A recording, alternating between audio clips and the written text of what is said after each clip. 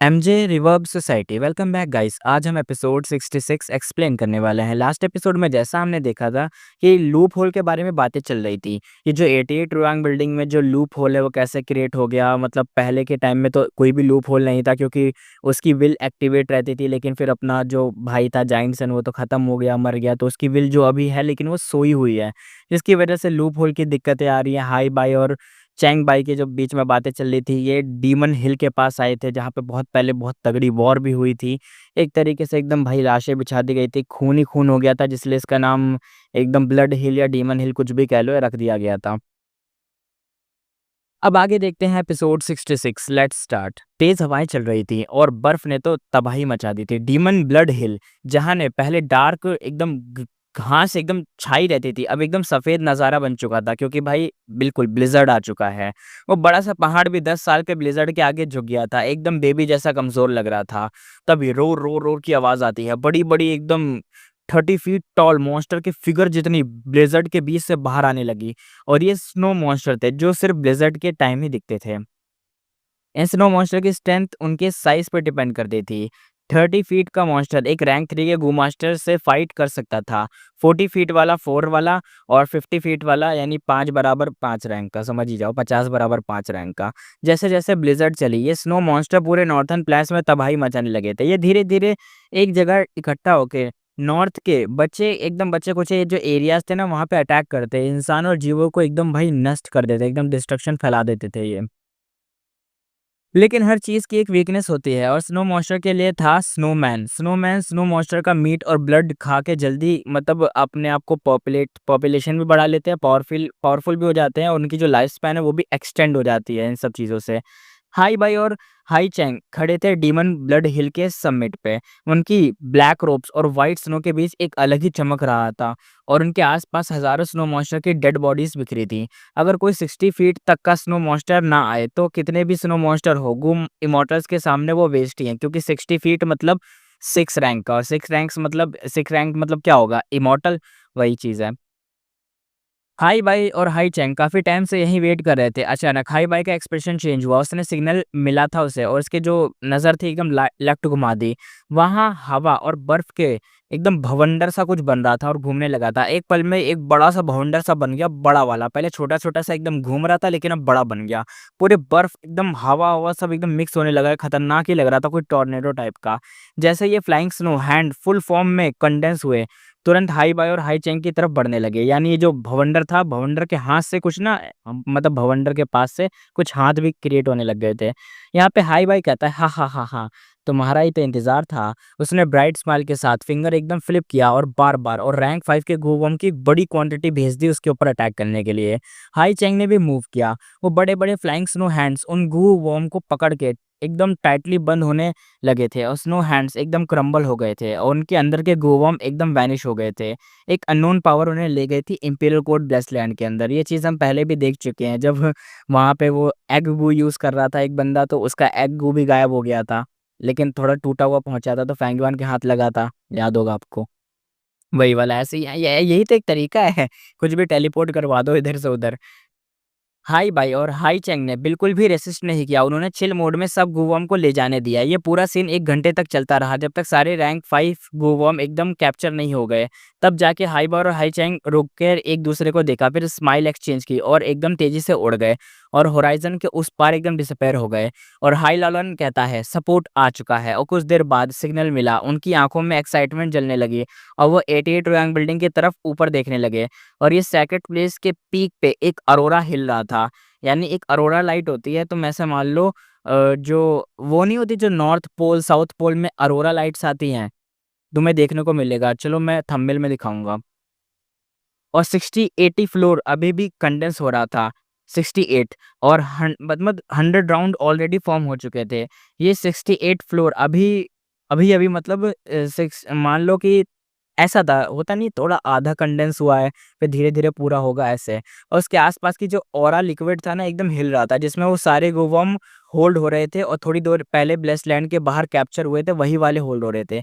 एक तरीके से ना वो इनके जो क्लैन वाले इमोर्टल्स थे ना, जैसे हाई बाई और चैंग बाई जो भी हैं, इन दोनों ने क्या करा ना, अपन ये जो रैंक 5 के गूवम उधर सेंड कर दिए ताकि वो गूवम का पावर यूज़ होके बिल्डिंग जल्दी-जल्दी हो पाए। क्योंकि वही तो होता है, बिल्डिंग को करने के लिए क्या चाहिए? ऑरा, ऑरा कहाँ से मिलेगा? गूवम से। गूवम कैसे आएँगे? या तो वो खुद से जो उसके पास हो ब्लेसलैंड के अंदर वो जो टावर होते हैं छोटे-छोटे उनको श्रिंक करके वहाँ से आ जाएँगे। अदरवाइज़ दूसरा ऑप्शन है कि जब वो ब्लिज़्ज़र्ड चल रहा है तो बाहर जितने भी लोग इधर से उधर मर रहे हैं, उधर के गूवम इधर से उधर जा रहे हैं, तो वो सब इधर आ रहे हैं। तो वही चीज़ें हैं। उन गुफाओं में कुछ वाइल्ड गू भी थे और कुछ तो हाई चेंग और हाई बाई के कुछ थे। और मतलब गू इमोर्टल्स के पास बहुत सारे गूवम होते हैं तो तुम जानते ही होगे। 88 रैंक बिल्डिंग में सबसे स्ट्रॉन्गेस्ट गूवम चूज़ कर रहा था 99th राउंड और 98 राउंड बनाने के लिए। हाई लेवलर ने काफ़ी ध्यान से फ़ील किया, फिर थोड़ा-सा एकदम देखा। हाई लेवलर कहता है हाई ट्राइब के दोनों ने अपना काम कर दिया, यानी दोनों से उसका मतलब नाम था। लेकिन वो शू ज़ोंगज़ी अभी भी चिल मार रहा था। इसने एक कॉन्ट्रैक्ट भी तो करा था शू ज़ोंगज़ी से, वो भी तो एक इमॉर्टल है। उस इसलिए कह रहा है। उसने शू ज़ोंगज़ी को ब्राइब करके डील क्रैक की थी। डील में लिखा था एक पर्टिकुलर टाइम पे शू ज़ोंगज़ी हेल्प करेगा। लेकिन अभी तक शू ज़ोंगज़ी की तरफ से कोई भी एक्टिविटी नहीं हुई थी। हाई लॉरेन को इरिटेशन होने लगा था। उसने तुरंत एक लेटर भेजा गुवम के थ्रू और जल्दी ही रिप्लाई आया। लेटर में शू ज़ोंगज़ी रो रहा था। कह रहा था कि हाई ट्राइब के दोनों गू इमॉर्टल्स उस पे प्रेशर डाल रहे हैं, उसका स्नोमैन बिज़नेस अभी भी डाउन चल रहा है, लॉस में जा रहा हूँ मैं। और वैसे भी वो पहले ही हाई लाओलान को वुडन चिकन गू के लिए काफ़ी सारे रैंक 5 के गूवम दे चुका है। अब उसके पास कुछ भी एक्स्ट्रा मतलब भेजने का स्कोप तो है ही नहीं। हाई लाओलान कहता है झूठा, लाइज़। उसका एकदम गुस्सा ना एक्सप्लोड हो गया था। लेटर गू को तो उसने एकदम ऑलमोस्ट क्रश कर दिया था। हाई लाउडन इस डेमोनिक पाथ में भी एक इंसान, मतलब इंसान भी ठीक नहीं था। सब के सब यहाँ पे कहता है कि जितने भी डेमोनिक पाथ वाले बंदे होते हैं ना, एक भी इस डेमोनिक पाथ में ना एक भी इंसान ठीक नहीं है। सब के सब चालू, झूठे, धोखेबाज हैं। लेकिन कुछ देर बाद उसका गुस्सा थोड़ा-सा मतलब ठंडा पड़ गया। सच तो ये था, उसने पहले से प्रेडिक्ट कर लिया था कि मतलब ऐसा हो सकता है। आखिर वो एक मॉर्टल था और शू ज़ोंगज़ी एक पावरफुल गू इमॉर्टल। एक मॉर्टल को गू इमॉर्टल से डील करना मतलब भाई एक चींटी का एलिफेंट से डील करना होता है। वो तो कुछ भी करके मना कर देगा, तुम उखाड़ क्या लोगे? अगर गू इमॉर्टल ने कह भी दिया, कुछ भी प्रॉमिस तोड़ भी दिया तो एक मॉर्टल क्या ही कर लेगा? कुछ नहीं कर सकता। हाई लेवल अब सीक्रेटली स्ट्रेस में आ गया था। 60-80 फ्लोर का ये जो कंडेंसिंग चल रहा था और जितना टाइम लगता जाता उतना गू इमॉर्टल सपोर्ट का इम्पैक्ट कम होता जाता। हाई लालन कहता है लगता है पहले मुझे वुडन चिकन गू लेना पड़ेगा तभी शू ज़ोंगज़ी मेरी मदद करेगा। उसने कोल्ड स्माइल दी और तुरंत सबको बुलाने का ऑर्डर भेज दिया। वुडन चिकन गू मिलता था 88 ट्रुयांग बिल्डिंग के 39th फ्लोर पे। पिछले कुछ महीनों से हाई लालन ने पूरा फोकस इसी फ्लोर पे डाला हुआ था और शू ज़ोंगज़ी की हेल्प भी थी। इसलिए प्रोग्रेस काफ़ी स्मूथ चल रही थी। अब बस एक फाइनल राउंड बचा था। वुडन चिकन गू इस राउंड के लास्ट का मतलब ये पूरे फ्लोर का लास्ट राउंड का रिवॉर्ड था ये। ये लास्ट राउंड एक सेंस में बड़ा टफ था, लेकिन एक सेंस में सिंपल भी था। इसमें पेशेंस और लॉन्ग टर्म एफर्ट टेस्ट होती थी। हाई लाउलन खुद लोगों को लीड करके ये राउंड ऑलरेडी 40 टू 50 टाइम्स से ट्राई कर चुका था। अब उसे इसकी पूरी ट्रिक समझ आ चुकी थी। हर बार थोड़ा प्रोग्रेस होता और ऐसे-ऐसे छोटी-छोटी प्रोग्रेस मिला के मतलब छोटी-छोटी चीज़ें देख-देख के आगे एक थोड़ा डिफरेंस क्रिएट ही कर लेता था कि हाँ, अभी मैंने 20% कंप्लीट कर लिया, अगली बार आऊँगा 25, फिर 30 ऐसे कर-कर के वो 100% तक पहुँच रहा था। अब अब उसको इतना भी वो नहीं लग रहा, मतलब इतना भी कोई मुश्किल नहीं लग रहा था। बस थोड़ा-सा ज़रा-सा गैप बचा था, ज़रा-सा गैप। फिर हाई लॉरेन कहता है, "ये भी अच्छा ही है, अगर ये 39th फ्लोर क्रैक हो गया, तो लोगों का मोरल भी बूस्ट हो जाएगा। जब हम 68 फ्लोर अटेम्प्ट करेंगे।" उसने तो मतलब सोचा था कि मोरल बूस्ट होगा, फिर उसने सोचा कि तुरंत एक्शन में भी आ गया कि चलो ठीक है, एक बार करके देखते हैं। अगली सुबह उसने एक मैसिव नंबर के लोग उठा लिए और सेक्रेट प्लेस के अंदर जितने गू मास्टर थे, सबको बुला लिया और एक प्रिपरेशन रखी और एक मतलब सबको समझाने के लिए कुछ मतलब बातें-वातें भी एक शायद एक मीटिंग टाइप का, लेकिन ये मीटिंग वैसी मीटिंग नहीं, मतलब बहुत सारे लोग हैं ना तो इसलिए बड़ी मीटिंग मान लो। बैठने वाली नहीं, एक तरीके से कोई स्टेज पे आके असेंबली में एकदम चिल्ला-चिल्ला के बता रहा है सबको, लीडर की तरह स्पीच दे रहा है वैसे टाइप की। इतनी बड़ी स्पीच देने के बाद सब कुछ बात-वात होने के बाद भाई उसी शाम में उसने फिर सबको लीड भी कर लिया और सक्सेसफुली वो राउंड क्लियर भी कर लिया और रैंक 6 इमॉर्टल गू, वुडन चिकन गू उसे रिवॉर्ड मिल गया। जैसे हाई लावला ने सोचा था, राउंड का ब्रेक थ्रू मिलते ही सबका मोरल हाई हो गया और ताई बाइंशन की हार का जो बुरा इम्पैक्ट था वो सबका क्लीन हो चुका था। अब वुडन चिकन इमॉर्टल गू उसके पास था, तो हाई लावलान का कॉन्फिडेंस बूस्ट हो चुका था। उसने इसी गू का यूज़ करके स्यू ज़ोंगज़ी को अपनी साइड पुल कर लिया और 7 दिन बाद 60 मतलब 68 जो फ्लोर था फाइनली पूरी तरह से वो फॉर्म हो गया। हाई लर्नर ने बिना टाइम वेस्ट किए सबको लीड करके फ्लोर पर एकदम चढ़ाई स्टार्ट कर दी। लेकिन वहाँ पहुँचकर उसने जल्दी ही मेन मतलब अटैक्स नहीं किए बल्कि कमांड दिया सब गो मास्टर को स्प्रेड हो जाए। उनकी टीम में 100 से ज़्यादा रिफाइनमेंट पाथ के गो मास्टर थे। ये सब केयरफुली सिलेक्ट किए गए लोग थे जिन पे ट्रस्ट किया जा सकता था। मास्टर लेवल पे नहीं थे लेकिन सब एलीट कैटेगरी तो मतलब एलीट कैटेगरी के तो बंदे आ ही जाते थे। रिफाइनमेंट पाथ के गो मास्टर ने एक गोल फॉर्मेशन बना लिया था उस जगह पर और सर्कल के बीच में ना धीरे-धीरे हाई लेवल चलकर एक तो जा रहा था। वो क्रॉस लेग फिर आगे गया और एकदम बीच वाले सेंटर वाली जगह पे क्रॉस लेग बैठ गया। उसने एक स्पेशल आइटम निकाली, टू एज ओनर टोकन। जैसे ही टोकन हवा में उठा वैसे ही हाई लेवल की बॉडी से ग्रे लाइट निकलनी शुरू हो गई। ये लाइट एकदम निडल जैसी शार्प थी, हवा को एकदम छेद कर रही थी। सिर्फ हाई लावला ने ही नहीं, सारे रिफाइनमेंट पाथ के गू मास्टर के बॉडी से भी वही ग्रे शार्प लाइट निकल रही थी। शायद कोई फॉर्मेशन एक्टिवेट कर रहे थे, कोई सीक्रेट या कोई बनाई हुई होगी कुछ भी। शार्प मिडल रेस स्ट्रांग होती हैं, थिक और लॉन्ग होती हैं और एकदम पूरे फॉर्मेशन को फिल कर रही थी। फिर एक टाइम ऐसा आया जब सारी लाइट्स रे एक दूसरे को टच करने लगी और लिंक बन गया और तब एक जाइंट ग्रे रेडियंस सा फॉर्मेशन निकलकर डायरेक्ट ओनर टोकन में घुस गया हवा में। और भाई फॉर्मेशन के बाहर काफ़ी सारे गू मास्टर एक खड़े थे। कुछ देखने वाले थे, कुछ एकदम गार्ड मोड में रेडी थे यानी गार्ड टाइप के। और यंग गू मास्टर कहते हैं ये हो क्या रहा है यहाँ पे? और जो ओल्ड गू मास्टर थे वो शोल्डर पे टैप करते हुए कहते हैं, हा हा हा हा बेटा ये है सुपर ट्राइब की रियल पावर। आंखें खोल के देख, अगली सीन तुम्हारा मुंह खुला का खुला छोड़ के रख के देगी। मतलब एकदम मुंह का खुला रह जाएगा एकदम तुम्हारा। जैसे ही उसने ये बोला ओनर टोकन सडनली एकदम शेक हुआ। स्टार्टिंग में शेक हल्का था लेकिन जैसे जैसे ग्रे रेडिएंट स्प्रेड हुआ शेक और स्ट्रांग होता गया। जब तक ये ट्रिमर राउंड फॉर्मेशन तक पहुंचा तब तक एक हैवी ट्रिमर बन चुका था। फॉर्मेशन के अंदर जो ग्रे लाइट थी वो एक शाइनी लेक जैसी एकदम दिखाई देने लगी थी और फिर एक जबरदस्त लाइट ब्रस्ट हुआ। सबकी आंखें एकदम बंद करनी पड़ गई। उस ग्रे लाइट ने पहले राउंड के हर कोने को कवर कर लिया जैसे स्नो मेल्ट हो रहा हो। और वैसे ही फर्स्ट राउंड का वर्ल्ड धीरे धीरे ट्रांसपेरेंट होने लगा और फिर पूरा ही गायब हो गया। ऐसा लगा जैसे किसी का मतलब कोई कवर उठा दिया गया और नीचे सेकंड लेयर रिवील हो गई हो। हाई लावलान उसकी टीम डायरेक्टली सेकंड राउंड में लैंड कर चुके थे। वाओ, मतलब इनका यही एक तरीका था। इन्होंने ये सीन करा है कि इन्होंने एक फॉर्मेशन बनाई, फॉर्मेशन की हेल्प से यहाँ पे कोई चीज़ करी, वन एज मतलब टू एज ओनर टोकन पे, और ओनर टोकन का यूज़ करके इन्होंने स्किप मार दिया, राउंड ही स्किप मार दिया पूरा। गो मास्टर कहते हैं ये क्या है? यू मीन हमें कुछ किया ही नहीं और मतलब राउंड क्रॉस हो गया? एक साइलेंस के बाद यंग गो मास्टर का एक्साइटमेंट एकदम एक्सप्लोड हो गया। वही यंग गो मास्टर शॉक में कहता है ये कौन सा मैजिक था भाई? ओल्ड गो मास्टर स्माइल करते हुए कहता है इसे कहते हैं ग्रे मेल्टडाउन। हर सुपर ट्राइब के पास होता है ये रिफाइनमेंट पाथ का killer move. Specially 88 rank building के राउंड्स को स्पीड से क्लियर करने के लिए हेल्प करता है।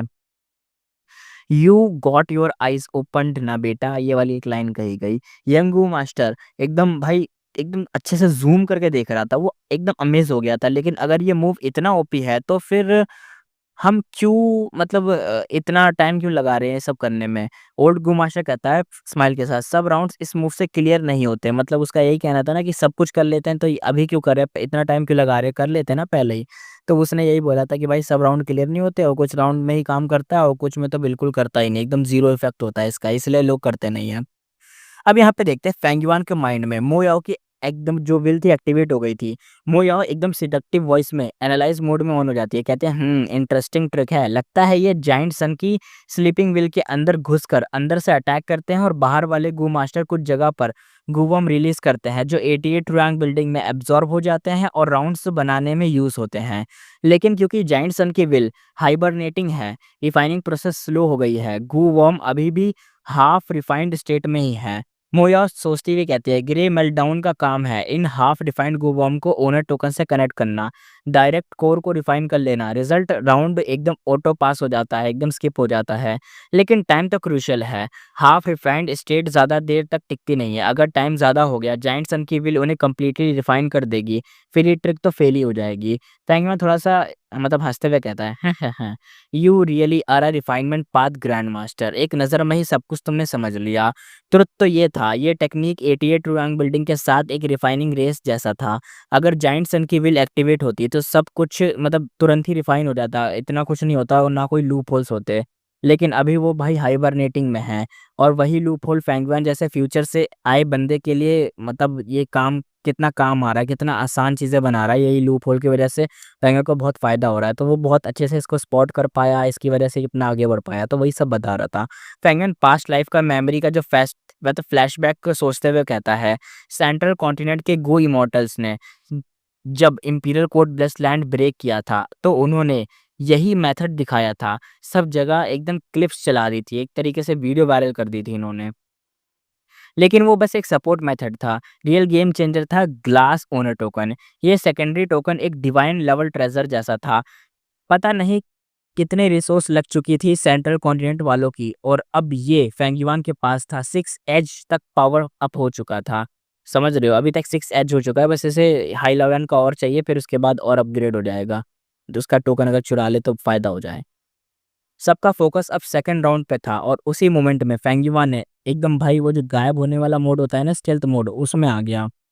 उसने अपना 6 एज ओनर टोकन निकाला और उसके जो एजेस को हाथों से सॉफ्टली एकदम भाई स्ट्रोक करते हुए बोला। फैंगमैन विस्परिंग टोन में कहता है, इतनी प्लानिंग, इतना वेट, और अब फाइनली टाइम आ गया है फ्लाइंग बियर स्ट्रेंथ को विद माय फ्लाइंग बियर पैंथम को परफेक्ट मैच। हा हा हा हा। मुझे तो यही लगता है, और बस एक सोच के साथ उसने इस फ्लोर का पूरा कंट्रोल अपने हाथ में ले लिया। आप जानते ही हो ना कि भाई उसके पास 6 एज ओनर टोकन है, तो ले सकता है वो कंट्रोल, इसलिए। ये सब होने के बाद भाई यहाँ पे जो हाई लाओलान के सामने उसने देखा, जहाँ उसके ट्रुप्स एकदम घने जंगल में बहुत स्लो प्रोग्रेस कर रहे थे। बैटल को शुरू हुए ऑलरेडी 6 घंटे से ज़्यादा हो चुका था। ये था सेकंड राउंड। यहाँ का वेदर काफ़ी हॉट और डम था। यानी अब सीन शिफ्ट हो चुका था और यहाँ पे दूसरा सीन दिखाया जाता था, मतलब दिखाया जा रहा था कि जो यहाँ पे कैसे उसने फेंगयुआन ने अपना मतलब कुछ काम करा और कंट्रोल हाथ में ले लिया। लेकिन कंट्रोल हाथ में लिया तो अभी तक शायद उसने कुछ करा नहीं है। अभी बस ये लोग सेकंड राउंड में आए हैं। फेंगवन यहाँ पे ज़रूर कुछ उँगली करने वाला है। जैसे उसने ताई बाइंशिंग के साथ करा था ना, ऐसे यहाँ पे भी कोई उँगली करेगा। तो देखते हैं कैसी उँगली होती है इसकी। अब ये सेकंड राउंड था। यहाँ का वेदर काफ़ी हॉट और डंप था, और यहाँ का जो बायोम था एक पूरा और एक बड़ा-सा रेन फॉरेस्ट था। इस राउंड को क्रॉस करने के लिए गू मास्टर को पूरा जंगल पार करके दूसरे साइड के स्टोन पैलेस तक पहुँचना था। लेकिन ये जंगल ऐसे ही ईज़ी नहीं था। यहाँ बीस्ट तो नहीं थे, लेकिन जंगल पूरा एकदम ग्रीन वाइन से भरा हुआ था। ये वाइन्स बड़े-बड़े टॉल ट्रीज़ के अराउंड घूमी हुई थी, और ग्राउंड पर भी एकदम बीच-बीच में थी। हर ग्रीन वाइन की थिकनेस एक किंग साइज़ बाउल जितनी थी, और लेंथ एप्रॉक्स 70 से 80 फीट मिनिमम थी। इनमें से जो सबसे कॉमन थे, उन्हें बोला जाता था ग्रीन स्नेक वाइन। इनके सरफेस पे स्नेक जैसे स्केल होते थे। जैसे ही कोई गो मास्टर इनके पास जाता, वाइन अचानक से मूव करके उन्हें लपेट लेती और धीरे-धीरे घुमाकर एकदम भाई जैसे एनाकोंडा किसी को पकड़ के एकदम निचोड़ देता है ना, हड्डियाँ-वड्डियाँ सब क्रैक हो जाती है, टूट जाती हैं, वैसे ये कर देती थी। हर 100 कदम पर लगभग 1000 ग्रीन वाइन्स स्नेक टाइप वाली जो होती थी, मतलब एरिया फुली डेंजरस था। पूरा जर्नी ऐसे था जैसे किसी वाइन के समुंदर में चल रहे हों। कुछ वाइन स्काई से नीचे गिरती थी, कुछ ग्राउंड के थ्रू क्राउल करते हुए आगे बढ़ती थी, और कुछ तो अंडरग्राउंड से अटैक करती थी। इसलिए ट्रुप्स को डिफेंस करना मुश्किल हो गया था। ग्रीन वाइन्स की अटैक स्पीड भी काफ़ी फास्ट थी, और ऊपर से उनकी बॉडी पे वुड पाथ गू वर्म्स भी थे। इन्हीं गू वर्म्स की वजह से उनके ट्रुप्स ने बहुत हैवी लॉसेस फेस करे थे। थोड़ी देर बाद एक इन्वेस्टिगेट गू मास्टर आया और रिपोर्ट करते हुए कहता है, गू मास्टर कहता है रिपोर्ट करना है, आगे एक ग्रीन स्नेक वाइन किंग मिला है। अभी लॉर्ड ये लुई शैंग उसके साथ फाइट कर रहे हैं। हाई लाउनर ने बस सर हिला दिया और स्लो मूव करने लगा। ग्रीन वाइन स्नेक, ये जो ग्रीन वाइन स्नेक था, हर ग्रुप में एक वाइन किंग तो होता ही है, वही बीस्ट वाला मटेरियल समझ जाओ कि एक बीस्ट ग्रुप होता है, फिर उसमें किंग भी होता है, तो यहाँ पे भी वही सीन है। जो रैंक 4 के गू मास्टर जितनी बैटल स्ट्रेंथ रखता है, लेकिन ये लुई शैंग तो रैंक 5 पीक स्टेज एक्सपर्ट था। सुपर फोर्स, ये लुई ट्राइब के लीडर भी, और उसका फायर पाथ यानी वुड पाथ पे तो और भी ज़्यादा काफ़ी स्ट्रांग होगा उसके अगेंस्ट, इसलिए ऊपर से उसके पास फायर पाथ का सपोर्ट टाइप इमॉर्टल गू भी था। मतलब वाइन किंग तो उनके लिए भाई बच्चों का खेल था। और वैसे ही हुआ। कुछ ही वक्त बाद विक्ट्री रिपोर्ट आई। गू मास्टर कहता है लॉर्ड ये लुई शैंग ने वाइन किंग को एलिमिनेट कर दिया, और अब वो फ्रंट लाइन से पीछे आ गए हैं। उनकी जगह लॉर्ड चैंग शैन यिन ने ले ली है, और वुल्फ ग्रुप के साथ पाथ ओपन कर रहे हैं। हाई लॉगन कहता है ओके, वुल्फ काफ़ी ऑफेंसिव होते हैं लेकिन डिफेंस में वीक होते हैं, लेकिन चांग शाइन के पास डिफेंसिव स्पेशलाइज्ड वुल्फ थे, जैसे टर्टल बैक वुल्फ और वर्मिलियन फायर वुल्फ भी थे, जो इस जगह पर कितने काम आएंगे आप समझ ही सकते हो, क्योंकि वाइन वाला एरिया ना एकदम जला वाला देंगे, एकदम परफेक्ट टूल था यहाँ पे काटने के लिए। घास कटाई मशीन थी फेंगयुआन के पास तो पूरी। हाई लॉगन मन में कहता है वुल्फ किंग तो रियल पावरफुल है भाई, बैटल स्ट्रेंथ नंबर 1 बोल सकते हैं। ऊपर से उसके पास फ्लाइंग बियर, पैंथम, इमॉर्टल गू भी है, तो एक छोटी-सी राउंड उसका क्या ही बिगाड़ लेगी। फ्लाइंग बियर, पैंथम गू और फ्लाइंग बियर स्ट्रेंथ गू अगर कंबाइन हो जाए तो परफेक्ट कॉम्बो होगा। पहले उसे चांग चैनिन को मेरे लिए फुल फोर्स लगाने दो और फिर जब टाइम आएगा तो उसका गू छीन लूँगा। जब मेन गू मतलब जब मेरे पास आ जाएगा ना मेन वाला गू इमॉर्टल मतलब इमॉर्टल गू आ जाएगा तो मैं गू इमॉर्टल बन जाऊँगा। तो वुल्फ किंग तो मेरा क्या ही बिगाड़ देगा, सपने देख रहा था भाई अपना। ये सेकंड राउंड सरफेस पे तो एकदम कुछ ज़्यादा अलग नहीं लग रहा था, लेकिन यहाँ बस माना जाता था कि ये एंडोरेंस का टेस्ट वाला राउंड है, यहाँ पे बस सहनशक्ति देखी जाती है बंदों की, तो वही चल रहा था। लेकिन एक्चुअल में ना इन्वेस्टिगेट एबिलिटी का भी यहाँ पे टेस्ट होता था, क्योंकि देखो क्योंकि ये एक जंगल है यार, जंगल में तुम्हें रास्ता पता करके पार करना है ना, इसलिए तो एक तरीके से एंडोरेंस का टेस्ट भी हो जा रहा है, इमोशंस का भी टेस्ट हो जा रहा है और एबिलिटी हो जा रही है तुम्हारी इन्वेस्टिगेट वाली भी टेस्ट। इस जंगल में सिर्फ ग्रीन वाइन स्नेक नहीं, बल्कि ग्रीन ड्रैगन वाइन्स भी हैं, जो कि डज़न्स ऑफ टाइम ज़्यादा डेंजरस होते हैं। ये एक म्यूटेटेड प्लांट होते हैं, उन्हें फाइट करना भाई रियल डेंजर होता है उनसे। हमने जो पाथ चूज़ किया है वो मोस्टली इन्हें अवॉइड करता है। बस 1 से 2 जगह इनकी टेरिटरी को टच होती है और वहाँ से थोड़ी मुसीबत होगी। लेकिन बाकी जो जगह है, वहाँ पे अगर ये मतलब ये वाला जो एरिया इनका आ गया है, ये जो सबसे मुश्किल वाला है। अभी तो जो मुश्किल है वो तो ये छोटी-मोटी जगह की है, जैसे स्नेक वाली हो गई, कुछ थोड़ी इससे ज़्यादा मोटी या इससे ज़्यादा लंबी वाली हो जाएगी। लेकिन असली जो डेंजर है भाई, ये जो म्यूटेटेड प्लांट है ना उनसे है, और वो जो टफेस्ट पार्ट है इनका। इसलिए हाइलाइनर प्राउडली कहता है बस थोड़ा और, फिनिश लाइन पास ही है, इस स्पीड से हम 1 घंटे में क्रॉस कर ही लेंगे। तभी अचानक से एक बदलाव हुआ, तभी एक स्विश स्विश आवाज़ आई। ग्रीन वाइन जो थे ना ये स्नेक वाली, अचानक से टेरिफाइंग स्पीड से हवा को चीरते हुए इवन सोनिक बूम एकदम सुनाई देने लगे। उनका अटैक डज़न्स ऑफ टाइम बहुत ज़्यादा इंटेंस हो गया।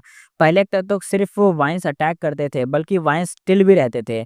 लेकिन अब तो 100 ली नहीं, 1000 ली की दूरी से भी वो डिटेक्ट कर ले रहे हैं और अटैक में आ जा रहे हैं फाइट करने। जैसे सुनामी आई हो, वाइन्स क्रेजी होकर पूरे गू मास्टर पे टूट पड़ी। हैवी लॉसेस तुरंत ही हो गए, कुछ ही मोमेंट में काफ़ी गू मास्टर तो वहीं मर गए। एक्सपर्ट्स जो मास्टर थे वो शॉक में कहते हैं ये क्या हो रहा है भाई? ग्रीन स्नेक वाइन सडनली इतनी मतलब पागल से कैसे हो गई? गू मास्टर चिल्लाते हुए कहता है कोई बचाओ मुझे। आसपास के कई गू मास्टर वाइन्स के थ्रू लपेट कर एकदम तोड़ दिए गए थे। हाई लेवल ने एकदम चिल्लाते हुए कहता है मैं ऑर्डर देता हूँ, सब ट्रो फुल अटैक करो, चाहे जितना भी मतलब गू खर्च कर लो, उन्हें बस रोक लो। हमें कोई दिक्कत नहीं है, जितना खर्च कर रहे हो खर्च करो, पूरे रिसोर्स यूज़ करो, बस मरना मत, उन्हें मार दो। वो हवा में उड़कर पूरा सीन कंट्रोल करने की कोशिश कर रहा था। तभी 100 मतलब 100 से ज़्यादा करीबन उससे भी ज़्यादा वही जो सबसे ज़्यादा डेंजर था ना यहाँ पे ड्रैगन वाइन्स आसमान में उठकर उसकी तरफ आने लग गई भाई अपने हाई लेवलन की तरफ। हाई लेवलन गुस्से से चिल्लाता है और डार्क पाथ एबिलिटीज़ जो 20 से 30 वाइन को तो एक ही बार में मार देती हैं, लेकिन ज़मीन अभी भी सेफ नहीं थी। नीचे भी ग्रीन स्नेक और ड्रैगन वाइन ज़मीन तोड़कर बाहर निकले थे। पूरे ट्रुप्स को एकदम ट्रैप कर लिया था। हाई लेवलन शॉक में कहता है ऑलमोस्ट भाई रोने जैसी शक्ल हो गई थी भाई की। कहता है ये क्या हो रहा है यार, ये कैसे हो गया? हमने तो पहले से भाई सब कुछ स्काउटिंग कर ली थी, सब चेक करवा लिया था। फिर भी ग्रीन ड्रैगन वाइन्स का ग्रुप यहाँ कैसे आ सकता है? वो समझ नहीं पा रहा था कि ये सब गलती कहाँ हो गई, कैसे हो गई? यहाँ पे ये जो मतलब ये ड्रैगन वाइन्स का ट्रैप कैसे आ सकता है? क्योंकि सबसे मुश्किल जगह क्या है? यार ड्रैगन वाइन्स की टेरिटरी है। लेकिन वो यहाँ पे थी नहीं पहले जब चेक कर रहा था, लेकिन अचानक से आ गई और हमें पता ही ड्रैगन वाइन्स कहाँ से आई है, किसने भेजा है इनको यहाँ पे। ग्रीन वाइन यूजुअली अपनी टेरिटरी में चुपचाप रहती हैं, जब तक कोई उनके एरिया में ना आ जाए, वो अटैक नहीं करती। लेकिन अब तो ऐसा लग रहा है जैसे इन्होंने किसी का बदला लेना हो। सब गू मास्टर पे क्रेज़ी रिवेंज मोड में टूट पड़ी हैं एकदम। ये जो ग्रीन वाइन थी भाई इतने बुरी तरीके से अटैक कर रही थी ना गू मास्टर पे, कि जैसे पता नहीं गू मास्टर ने सालों पहले इनके ग्रीन वाइन के बाप को मार दिया, तो ये ग्रीन वाइन बदला लेने आ रही है, जैसे इतने पागलों के तरीके से अटैक कर रही थी। ग्रीन वाइन काफी ज्यादा भाई जिंदा दिल टाइप की थी। मतलब अगर इनको 5 से 6 टुकड़े काट भी दिए जाए ना, तो भी वो हर एक टुकड़ा ना मरने से पहले अटैक तो कर ही देता था।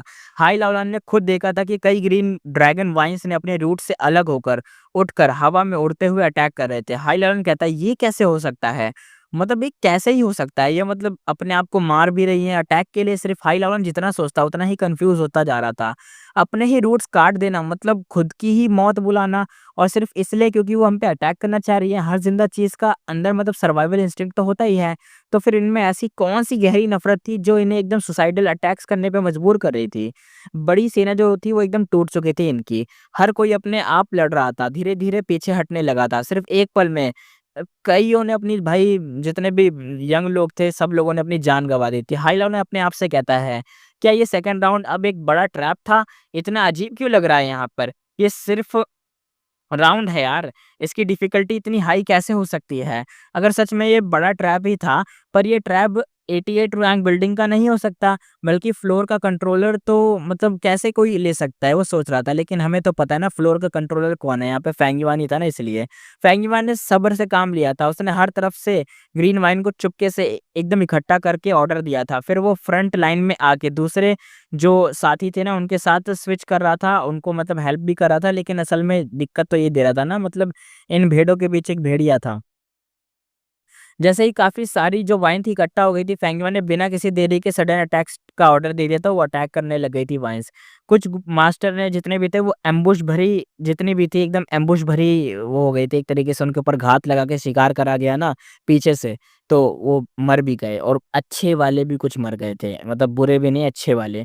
फेंगयुआन एक एन्स्लेमेंट पाथ मास्टर था और ये ग्रीन वाइन जिनमें भाई जानवरों से भी ज़्यादा मतलब जानवरों से ज़्यादा क्वांटिटी है लेकिन जो दिमाग है थोड़ा कम है। उसके कंट्रोल में आकर बिना अपनी जान की परवाह करे भाई 100 गुना खतरनाक अटैक कर रही थी, क्योंकि एकदम सुसाइडल अटैक थे ना इसलिए। खासकर हाई लाओलान और ये लुई शेंग और ताई बाई शेंग जैसे एक्सपर्ट के अगेंस्ट तो उसने और भी ज़्यादा फ़ोकस करा था और उनपे स्पेशली ग्रीन ड्रैगन वाइन्स जो खतरनाक वाली है ना उसका यूज़ कर रहा था इन लोगों पर।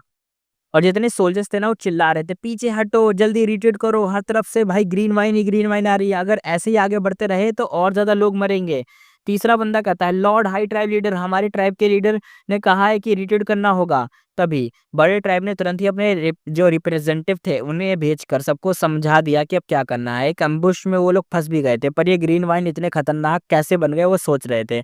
इस बात का मतलब किसी के पास कोई जवाब नहीं था। हाई लाला ने गुस्से से एकदम दाँत कस लिए थे, उसका चेहरा बार-बार बदल रहा था और वो फिर से ज़ोर से एकदम शब्द बोलता है एक, जिसका नाम था रिट्रीट, यानी भागो यार, छोड़ो बाद में क्लियर करेंगे। उसे भी पता था कि अब सिचुएशन कंट्रोल के बाहर जा चुकी है। ग्रीन वाइन बिना किसी डर के चार्ज कर रहे हैं और फॉर्मेशन ऑलरेडी टूट चुकी है। एक्सपर्ट्स भी पूरी पावर से नहीं लड़ पा रहे क्योंकि अपने ही लोग भाई चोट खा रहे हैं तो वो अटैक ही नहीं कर पा रहे सही से कुछ मतलब भाई बन नहीं पा रहा है यार। वो होता है ना एक स्ट्रैटेजी, एक टैक्टिक या एक फॉर्मेशन वो बन ही नहीं पा रही है। आगे से डिफेंस बढ़िया करते, पीछे से अटैक हो जाता, पीछे से थोड़ा-सा संभाल ले जाते, आगे से अटैक हो जाता। तो ये लोग संभाल नहीं पा रहे थे इसलिए रिट्रीट करना ज़रूरी था। रिट्रीट करना समझदारी का डिसीजन था लेकिन क्या फेंगयुआन ऐसा होने देता? मुझे तो नहीं लगता है। अब वो इस फ्लोर का कंट्रोलर था। एग्ज़िट या एंट्रेंस सील करना उसके लिए छोटी बात नहीं थी और जल्दी ही सबको एक हॉरिफाइंग डिस्कवरी मिलती है। कोई भी बाहर नहीं जा सकता यानी भाई ने सच में वही काम करा जिसका डर था। गेट क्लोज़ कर दिए गए। ये बात सुनते ही जितने भी थे सबका मोराल एकदम से गिर गया। पूरी आर्मी ऐसे लग रही थी जैसे अब बिखर जाएगी। इसी क्रूशियल वक़्त पर हाई लाओलन ने सिचुएशन को सेंस किया और उठकर खड़ा हुआ। उसकी आवाज़ हर तरफ गूंज उठी। हाई लाओलन कहता है, "सब लोग हिम्मत रखो। मैं killer move grey meltdown use करूँगा इस राउंड को तोड़ने के लिए।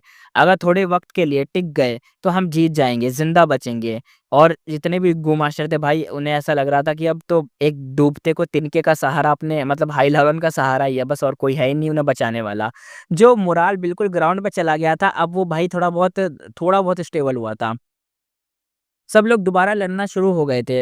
एकदम जो ये उन लोग पता चल गया था ना कि भाई अब पाथ ओपन हो गया है एक तरीके से अगर हाई लॉला ने सब कर दिया तो हो जाएगा, मेंटेन हो जाएगा, हो सकता है कि निकल जाए बाहर। एक होप थी इनके अंदर। लेकिन वो देखते हैं होप कब तक चलती है।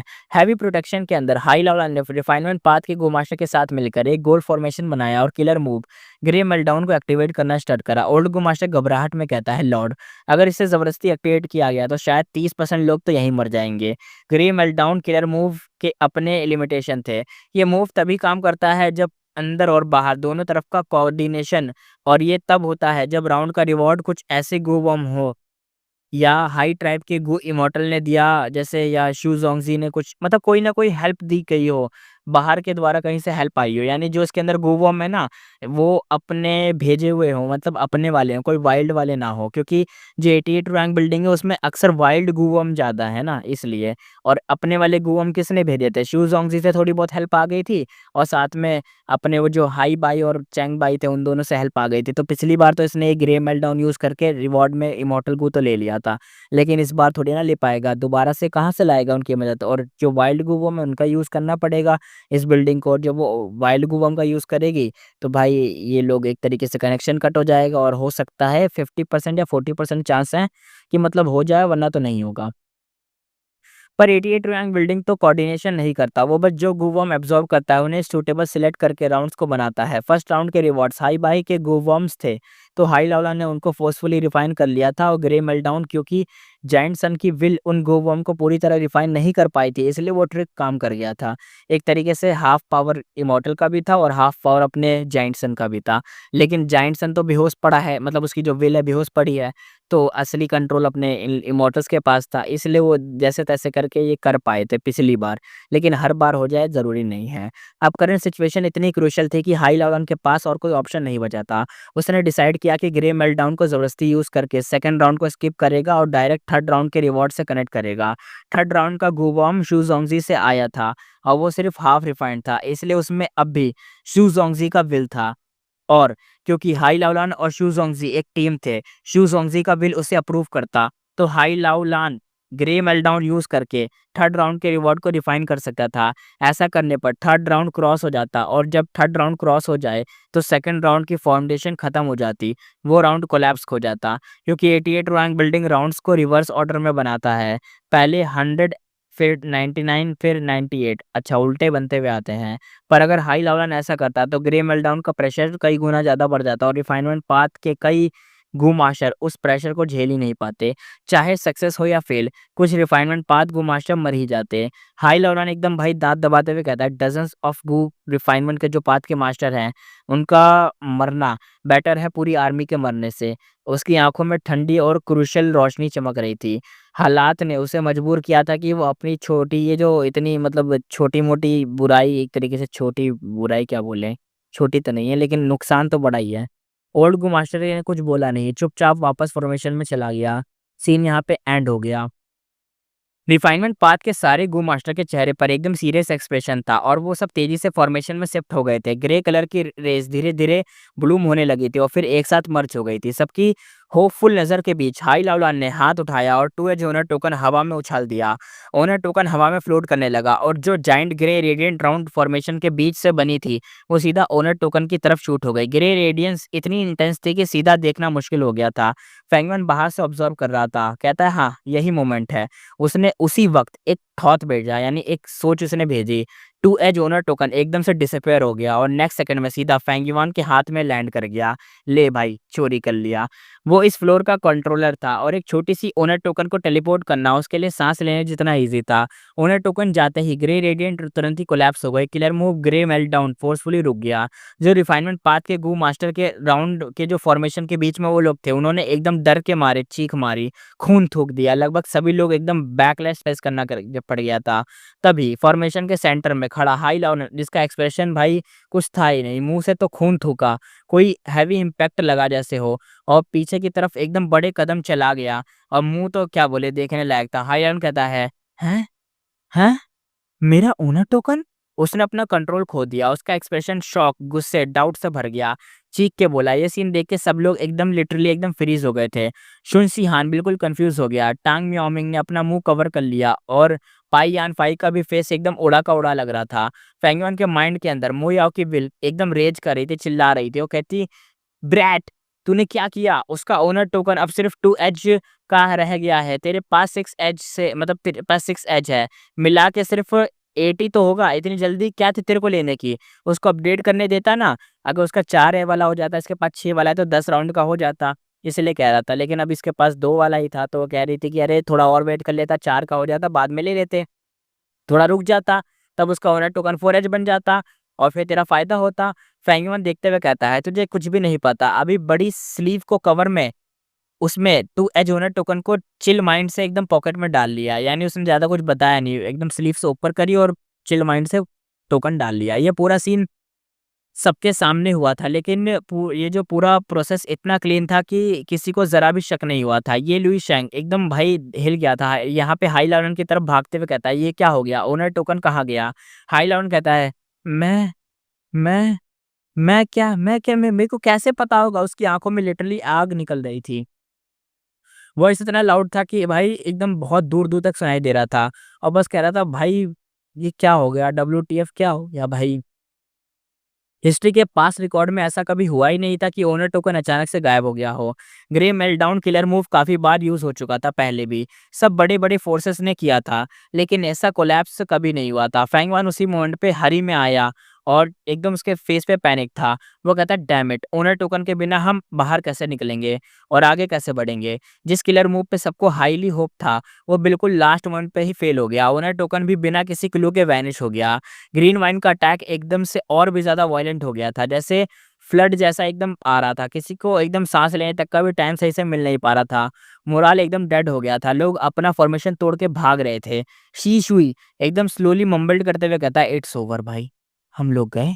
हम लोग नहीं बचेंगे। अब हम गए काम से।" ताई बायंश एकदम बिटर लाउथ के साथ कहता है, "क्या? क्या मैं यहीं मर जाऊँगा? क्या क्या यही मेरा एंड है?" उसका चेहरा एकदम वीक और स्किनी हो गया था। क्योंकि रिसेंट टाइम में वो एकदम गिल्ट और मेंटली थक चुका था। तो भाई को तो वैसे ही जीने की तो क्या बोलें एकदम इच्छा तो है, लेकिन क्या करें इसका मतलब क्या ही करा जा सकता है। लेकिन अगले ही मोमेंट किसी ने खुशी से चिल्लाया, "हम बाहर जा सकते हैं, किसी ने एग्ज़िट ले लिया है, हम एग्ज़िट कर सकते हैं।" फैंगमान सबको एक साथ खत्म नहीं करना चाहता था, इसलिए उसने एक छोटी-सी एग्ज़िट लाइन छोड़ी थी, ताकि गू मास्टर फ्रीली अंदर-बाहर जा सके। अगर हाई ट्राइब पूरा फिनिश हो जाता, तो उसे हाई ट्राइब के गू इमॉर्टल की ऑल आउट रिवेंज का सामना करना पड़ता। और वैसे भी फैंगयुआन को अभी भी ताई बाइवेंशन की ज़रूरत थी, ताकि वो लैंडस्केप एज़ बिफोर वाला रिफाइन कर सके। इसी वजह से पूरा आर्मी जो कोलैप्स हो गया था, उसे रीट्रीट करवाना शुरू कर दिया। वो बंदा चिल्ला के कहता है, "फाइनली मैं ज़िंदा हूँ सच में।" इस बार लिटरली डेथ सीन था, दोबारा उस फ्लोर पे तो मैं कभी ज़िंदा में नहीं जाऊँगा भाई। तभी बंदे ऐसे कहते हैं, "हाँ, हाँ पापा, इतनी बुरी तरीके से सब लोग मर गए, मैं ज़िंदा बचा हूँ।" यहाँ पे चिल्लाए जा रहे थे, पता नहीं कोई क्या-क्या कहे जा रहा था। ट्रुयांग बिल्डिंग के आसपास का प्लाजा एकदम डार्क और एकदम दुखी वाइब से भर गया था। हाई लावा ने जब ओनर टोकन एंटर किया था, तब उसका एंट्री एकदम ग्रैंड था, एनर्जेटिक था, कॉन्फिडेंट था। लेकिन जब वो वापस जा रहा था, तो भाई शक्ल देखने लायक थी भाई की। हाई लावा का फेस बिल्कुल ग्रे पड़ चुका था। उसने प्लाजा की तरफ एक बार देखा और बिना कुछ बोले वहां से निकल गया। उसके पीछे उसके सारे हाई ट्राइब्समैन्स भी साइलेंटली उसका पीछा कर रहे थे, सर झुकाए एकदम वापस जा रहे थे। ये लिu शेंग ने लंबी सी सांस ली और अपना सर हिला के वहां से चला गया। ताई बाई यूनशेंग, यहाँ पे जो ताई बाई अपना यूनशेंग था, उसके हिसाब से कि इस एक्सपेडिशन के बाद लगता है अब जल्दी से एक स्ट्रॉन्ग पार्टी फॉर्म करना पड़ेगा, और वरना तो यहाँ पे से निकलना या दोबारा आएँगे, पार करना होगा, ये सब करना तो ऑलमोस्ट इम्पॉसिबल होगा। लेकिन ताई बाई यूनशेंग गलत था। नेक्स्ट ही दिन हाई लाओ ने फिर से एक बड़ा आर्मी फॉर्म किया और दोबारा सेकंड राउंड अटैक कर दिया। यानी उसे लग रहा था कि ये दोबारा फॉर्म करना होगा, ये करना होगा तभी कर पाएँगे, वरना नहीं हो पाएगा। लेकिन उसके मन में ये भी डाउट था कि दोबारा फ़ॉर्म करेंगे कैसे इतनी जल्दी? लेकिन उसका डाउट क्लियर हो गया अगले दिन ही, क्योंकि भाई ने दोबारा से आर्मी बना के अटैक कर दिया। और लेकिन वो कहता है कि सो व्हाट, अगर ओनर टोकन चला भी गया, अगर ग्रे मेल्टडाउन यूज़ नहीं कर सकता तो ब्रूट फोर्स से ही राउंड क्लियर करूँगा। हाई लेवल ने रिवेंज के नेम पे 2 बड़े गू इमॉर्टल्स को फूल बनाया था। अब उसके पास कोई भी मतलब पीछे हटने का मौका नहीं था। उसे खुद को ज़बरदस्ती आगे ले जाना ही पड़ा था। और उस रात जब कुछ फ़ेल हो चुका था, फेंगवा साइलेंटली 88 रैंक बिल्डिंग के अंदर घुस गया। मो याओ एकदम माइंड में कहती है, "तू इतना इम्पेशेंट क्यों है? अब तेरे पास सिर्फ़ 80 मतलब 8 8 एज टोकन है ना, वही है, अब तो क्या करेगा?" फेंगवा धीरे से सीक्रेट ट्रेज़री के जो कॉरिडोर था उसमें चला गया। क्रिस्टल वॉल को हल्की टच करके एकदम फ़ील करा और ट्रेज़र उसके सामने लाइन से फ्लैश होते जा रहे थे। उसके फेस पे एक शांत सी स्माइल थी। फेंगवन एकदम शांत हो गए। मो याओ के रिस्पॉन्स में कहता है, "तू एक impressive refinement path grand master है, स्पिरिट एफिनिटी हाउस की फेरी है, सीधा पूछ ले अगर कुछ पूछना है, इतना घुमा-फिरा के क्यों बात कर रही है?" मो याओ ने टोन तुरंत बदल ली और फ्लर्ट करते हुए बोला, "यंग मैन, लगता है तेरे पास ऑलरेडी एक प्लान रेडी है।" फेंगन कहता है, "वो तो ऑब्वियस ही है ना।" उसके स्टेप रुक गए और राइट साइड की क्रिस्टल वॉल को सॉफ्टली उसने स्ट्रोक किया और एक ट्रेजर वहां से निकल गया। जब उसने गेस्ट हार्ट स्टेरे रिफाइन किया था, तब वो इस डायरेक्ट मतलब इस डिस्टेंस में कभी ट्रेज़र को नहीं निकाल पाया था। यानी देखो वही नहीं याद होगा आपको सीन कि जब भी ऐसा मतलब ट्रेज़र रूम में जाओगे तो जितने आगे जाओगे इतने बढ़िया ट्रेज़र होते जाएँगे, लेकिन मुश्किलें भी बढ़ती हैं। तो वो यही कह रहा था कि इतने आगे तो नहीं आया था कि ट्रेज़र मिल जाए उसे, बढ़िया वाले इसलिए। फेंगमा ने थोड़े स्टेप और लिए, उसके बाद और 3 गू-बॉम्ब भी वहाँ से निकाल लिए थे। अब फेंगमैन लेफ्ट वाली वॉल की तरफ भी गया जो क्रिस्टल वॉल थी और वहां से भी कुछ चीजें निकालने लगा। इस प्रोसेस के दौरान उसने डज़न्स के आसपास गू रेसिपीज़ और 100 से ज़्यादा गू वर्म और इनहेरिटेंस की इन्फॉर्मेशन और 20 से ज़्यादा कल्टीवेशन इंसाइट वाले डॉक्यूमेंट निकाल लिए। फेंगुआ ने लगभग 80 गू वर्म को बाहर रखा, बाकी सब स्टोरेज गू में डाल दिया। मो याओ चुपचाप ये सब देख रही थी और जैसे टाइम गुजरता गया उसकी क्यूरियोसिटी बढ़ती जा रही थी। जो गू वर्म फेंगुआ ने बाहर निकाले थे वो एक दूसरे से मैच तो नहीं कर रहे थे। उसे बिल्कुल समझ नहीं आ रहा था कि ये बंदा करने क्या वाला है। फेंगुआन के दिमाग में उसकी प्रीवियस लाइफ का एक सीन फ्लैश हुआ था जब सेंट्रल कॉन्टिनेंट के गू इमॉर्टल ने इंपीरियल कोड ब्लस्ट लैंड पर अटैक किया था, तो टोटल 11 गू इमॉर्टल्स थे जो अटैक में थे और वहीं पे थे, जिसमें मैन भी थे और वुमेन भी थे। सबकी वाइब एकदम अलग-अलग लेवल की थी। एक फीमेल इमॉर्टल लीड कर रही थी, उसके अराउंड एक डोमिनेटिंग ऑरा था, यानी बहुत डोमिनेट करने वाला ऑरा, जो सबको प्रेशर में डाल रहा था। बाकी गो इमॉर्टल उसके सामने एकदम रिस्पेक्टफुल और अलर्ट थे।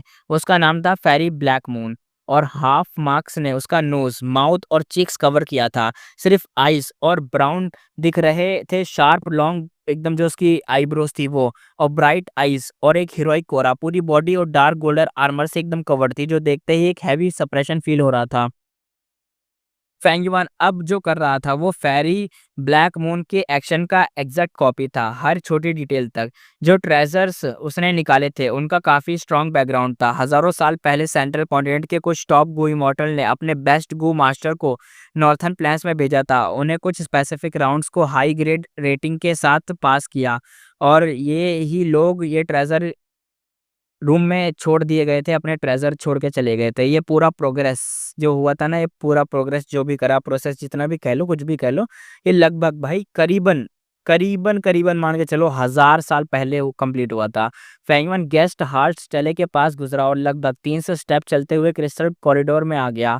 वहाँ जाकर फाइनली रुक गया। फेंगमन कहता है यही जगह है। उसमें आस-पास वाली जो जगह थी अच्छे से चेक करा, कन्फर्म करा और फिर ग्लूवॉर्म जो उसने पहले निकाले थे, उन्हें क्रिस्टल वॉल के अंदर रखना स्टार्ट कर दिया। लाइट, राइट और मतलब लेफ्ट राइट हर जगह डाल रहा था। मैंने गलती से लाइट कह दिया, सॉरी इसके लिए। लेफ्ट राइट हर जगह डाल रहा था और हर एक कुछ जगह तो कुछ पैटर्न भी बन रहा था। जो पहले से वहाँ ट्रेज़र था क्रिस्टल वॉल के अंदर, उसमें कुछ उसने निकाले और कुछ वहीं छोड़ दिया और कुछ का प्लेसमेंट भी करा, यानी रिप्लेस कर दिया, ये हटा के वो डाल दिया। मोया कहता है ये क्या हो सकता है? मोया कन्फ्यूज़न में थी, उसने सब कुछ ध्यान से देखा और उसके रिफाइनमेंट पाथ ग्रैंड मास्टर होने के एक्सपीरियंस से उसने धीरे-धीरे कुछ क्लूज़ सोचना स्टार्ट कर दिए, जो गुवोम अब फेंगुइन पैटर्न में प्लेस कर रहा है, यानी एक तरीके से एक ड्राइंग की तरह पेस्ट कर रहा है। उन्होंने मिलके एक फॉर्मेशन बना लिया, एक ऐसा फॉर्मेशन जो उसके आस-पास के डज़न्स ऑफ स्टेप तक स्प्रेड हो सकता है। फेंगुइन एकदम भाई चकलिंग कहते हुए कहता है, बिल्कुल सही। ये है refinement path killer move, grey meltdown नहीं, सच कहूँ तो ये है ग्रे मेल्टडाउन से इंस्पायर्ड है, लेकिन इसका इफ़ेक्ट उससे भी ज़्यादा पावरफुल है। मोयाओ कहती है, तुम कर क्या रहे हो एग्ज़ैक्टली? फेंगयुआन के एक्सप्रेशन थोड़ा-सा इंटेंस हो गए। एक कॉन्फिडेंट सी स्माइल उसके चेहरे पर आ गई। फेंगयुआन कहता है, बस देखो। उसने कुछ और गूवॉर्म एयर में रिलीज़ कर दिए।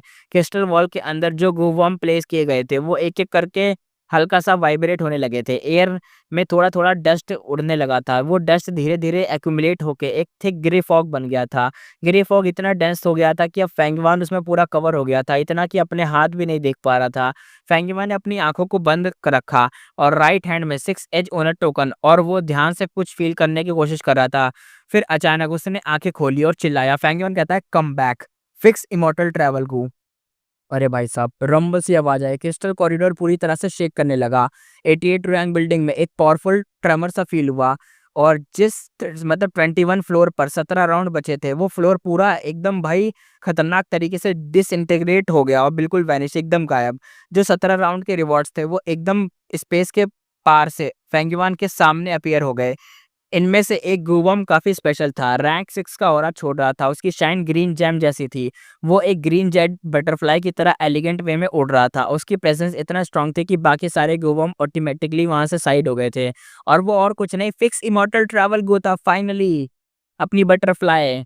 मोया शॉक्ड होके कहते हैं, इमॉर्टल गू? ये तो फिक्स इमॉर्टल ट्रैवल गू है। फेंगयुआ ने बाकी रिवॉर्ड्स स्टोरेज गू में डाल दिए, लेकिन फिक्स इमॉर्टल ट्रैवल गू बाहर ही छोड़ा। वो उसके शोल्डर पे बैठ गया। फिक्स इमॉर्टल ट्रैवल एक रैंक 6 का गू था और फुल पावर में था, इसलिए उसका मॉर्टल जो प्राइमर सी था उसे स्टोर तो नहीं कर सकता ना, इसलिए मॉर्टल लेवल का, इसलिए। फ्लाइंग बियर पैंथम गू भी उसने स्टोर नहीं किया था, सीधा अपने पॉकेट में रख लिया था। फेंगयुआ एक्साइटमेंट में अपने लिप्स को एकदम कर्ल करते हुए कहता है, एक और बचा है, और बूम! एक और एक्सप्लोसिव साउंड आया और 88 रैंक बिल्डिंग काफ़ी ज़ोर से 30 फ्लोर जो 34th फ्लोर है ना, वहाँ पे कुछ ही फ्लोर रह गए और बाकी के सारे राउंड्स गायब हो गए और बहुत नीचे तक ऐसे मान लो जितना बनी थी आधी तो टूट गई भाई, आधी टूट गई। यहाँ पे खतरनाक ही सीन हो गया यहाँ का। वहाँ के रिवॉर्ड्स भी फेंगयुआन के सामने एयर में अपीयर हो गए। इनमें से एक इमॉर्टल गू भी था, दिखने में बिल्कुल बेसिक, एक लंप ऑफ अर्थ जैसा था। मोया शॉक्ड वॉइस में कहती है, एक और इमॉर्टल गू, ग्रुलमड। याद हो गए, ग्रुलमड भी उसे मिल चुका था ना ये, लेकिन इस ये भी रख नहीं सकता था, इसलिए इसने ये भी यहीं कहीं पे छुपा दिया था। अब फेंगयुआन के पास वो सब आ चुके हैं वापस से। शायद इसलिए हुआ होगा ना, क्योंकि जो ब्लिज़र्ड आता है वो सब खा जाता है एक तरीके से, तो ब्लिज़र्ड ने ये भी खा लिया होगा। फेंगयुआन हंस पड़ा और बाकी रिवॉर्ड्स को स्टोर करके ग्रुलमड को अपने पाउच में डाल दिया। पिछली लाइफ में उसने पिछली लाइफ कह रहा हूँ, मतलब पिछली बार उसने फिक्स इमॉर्टल ट्रैवल और ग्रुलमड दोनों को ज़मीन के नीचे डीपली एकदम दबा दिया था, बस इस मोमेंट का वेट करते हुए। जब 88 रैंक बिल्डिंग ने कंडेंस होना स्टार्ट करा, उसने पूरे नॉर्थर्न प्लेन्स के एकदम भाई जो उखाड़-फाड़ मारा, एकदम ऐसे जेसीबी चला दी वो ज़मीन पे, सब उखाड़ दिया एकदम इसलिए। ये सब एक इमॉर्टल वंडेबल के सेटअप थी, जिसकी मतलब हेवन तक रुक जाती थी और अब्यस तक डिसेंड करती थी। कोई भी उस फ़ोर्स को रोक नहीं सकता था। इमॉर्टल गू, वुडन चिकन जो शू ज़ोंगज़ी और हाई बाई के अटैक से बच गया था, वो भी लास्ट में 88 रैंक बिल्डिंग के हाथ लग गया था। वाइल्ड इमॉर्टल गू का तो ये हाल हो गया और जो गूवम फेंगयुआन ने स्मार्टली छुपा के रखे थे, उन्होंने तो रेसिस्ट भी नहीं किया और बिल्डिंग में नेचुरली उसे कलेक्ट कर लिया, क्योंकि फेंगयुआन शायद सेटअप करके पहले ही आया होगा ना कि जब आएगा ये, जब स्टार्ट होगा। फेंगयुआन ने बहुत पहले से प्लानिंग कर ली थी, तभी मैं सोच रहा था कि उसने ज़मीन में दबा दिया। उसकी यही प्लानिंग थी कि बाद में ये जो 88 रैंक बिल्डिंग है ना, वो इसे कलेक्ट कर लेगी और बाद में उसे मिल ही जाएँगे। बाद में इन्हें अलग-अलग रख दिया गया था और 21st फ्लोर और 31st फ्लोर के फाइनल राउंड के टॉप पर इन दोनों मतलब इमॉर्टल गू को रखा गया था। लेकिन क्योंकि जायंट सन की विल हाइबरनेटिंग में थी, तो ये दोनों इमॉर्टल गू हाफ रिफाइंड ही रहे थे, एग्ज़ैक्टली जैसे फेंगयुआन ने प्लान किया था। मो याओ एकदम फ्रस्ट्रेट होके कहती है, "तू है कौन एग्ज़ैक्टली, हैं? ये छोटी-मोटी चीज़ नहीं है। तू एक्चुअली 2 इमॉर्टल गू को एक्टिवेट कर पाया।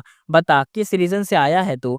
कौन-सी फ़ोर्स तुझे यहाँ पे भेजा है? किसके मतलब अंदर आता है तू? किसके अंडर बंधा है तू?" यहाँ पे 2-2 इमॉर्टल गू का आ जाना भाई, सच में मोयाओ का पागल हो जाना तो भाई बनता ही था, क्योंकि ऐसी इमॉर्टल गू हम जानते हैं यार, जो इमॉर्टल गू होता है ना, बड़ी मुश्किल से लोगों को मिलता है। यहाँ तक कि जो इमॉर्टल्स होते हैं ना, उनके पास भी मुश्किल से ही कोई इमॉर्टल गू होता है, वरना वो भी जी रहे होते हैं अपने रैंक 5 के गूवम पे ही, वरना तो होता ही नहीं है उनके पास। लेकिन यहाँ पे एक मॉर्टल बंदा जिसके पास 2 इमॉर्टल गू है, ब्लेस्ड लैंड है और पता नहीं क्या-क्या है। यानी 2 तो नहीं है, एक और इमॉर्टल गू है। लेकिन फिर भी इ कोई भी देख के हिल जाएगा यार। मो याओ तो उसकी सीक्रेट जान रही थी धीरे-धीरे, तो एकदम वो हिलती जा रही थी। उसे तो ऐसा लगने लगा था कि भाई यहाँ पे कोई बहुत बड़ी फ़ोर्स, कोई सुपर ट्राइब, कोई सुपर क्लैन या कोई सुपर सेक्ट, कोई ना कोई तो ऐसी बहुत सुपर टाइप की चीज़ है ना, वो फेंगयॉन को सपोर्ट कर रही है। अदरवाइज़ ऐसा हो ही नहीं सकता। उसे तो विश्वास ही नहीं हो रहा था। मोयाओ के एक्सपेक्टेशन से बहुत ज़्यादा था ये सब, उसका रिएक्शन तो ये ऑब्वियस था और वो एकदम जेनुइनली शॉक आ गई थी उसके अंदर। और सबसे ज़्यादा डरावनी बात ये थी कि फेंगयुआन ने फुल ऑन एडवांस प्लानिंग कर रखी थी। जो गुवम उसने यूज़ किए थे वो असल में वही ट्रेज़र थे जो क्रिस्टल वॉल के अंदर स्टोर किए गए थे।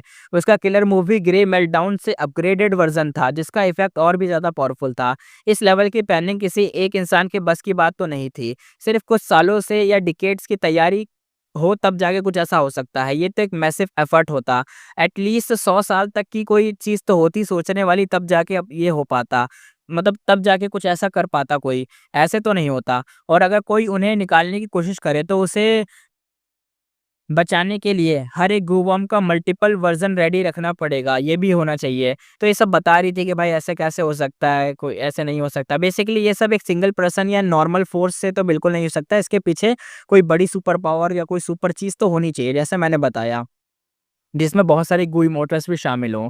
मोयाओ के शक भरे रिएक्शन के सामने फेंगयॉन बस हल्का-सा मुस्कुराया, कुछ बोला ही नहीं। दरअसल ये सब तो सेंट्रल कॉन्टिनेंट के गुई मोटर का प्लान था, लेकिन मोयाओ तो कब की मर चुकी थी। उसकी विल बस अब वाटर पवेलियन के अंदर सोई हुई थी। उसने बाहर की दुनिया का कुछ भी आइडिया नहीं था।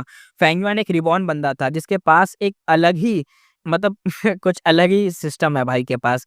उसने सेंट्रल कॉन्टिनेंट के गुई मॉडल का पूरा सेटअप अपने फ़ायदे के लिए यूज़ करा था, कामयाबी के लिए। और सच बोलूँ तो उसने उन लोगों का शुक्रिया अदा करना चाहिए जिन गू इमॉर्टल्स ने वो वीडियो फुटेज बनाई थी पिछली लाइफ में। अगर उस वीडियो का गाइडेंस नहीं होता तो फेंगयुआन को 88 रैंक बिल्डिंग के सीक्रेट का इतना डीप नॉलेज कभी नहीं मिलता। उसके मेथड बेसिकली हाई लाओलन जैसे ही था, बस डिफरेंस इतना था कि हाई लाओलन दूसरों के मॉर्टल गू को सेंस कर रहा था, जबकि फेंगयुआन अपने खुद के इमॉर्टल गू को फील कर रहा था। इमॉर्टल गू का रिफाइनमेंट मॉर्टल गू के कंपैरिजन में कम से कम 100 गुना ज़्यादा टफ होता है, इसलिए फेंगमैन इतनी जल्दी नहीं करा था। अनलाइक हाई लाओलान, दोनों इमॉर्टल गू ऑलरेडी हाफ रिफाइंड स्टेट में थे। और सबसे की पॉइंट, उसे जो refinement path killer move activate किया था वो ग्रे मेल्टडाउन का अपग्रेडेड वर्जन था। इस वर्जन पे सेंट्रल कॉन्टिनेंट के गू इमॉर्टल ने काफ़ी मेहनत की थी, उसका इफेक्ट नेक्स्ट लेवल था।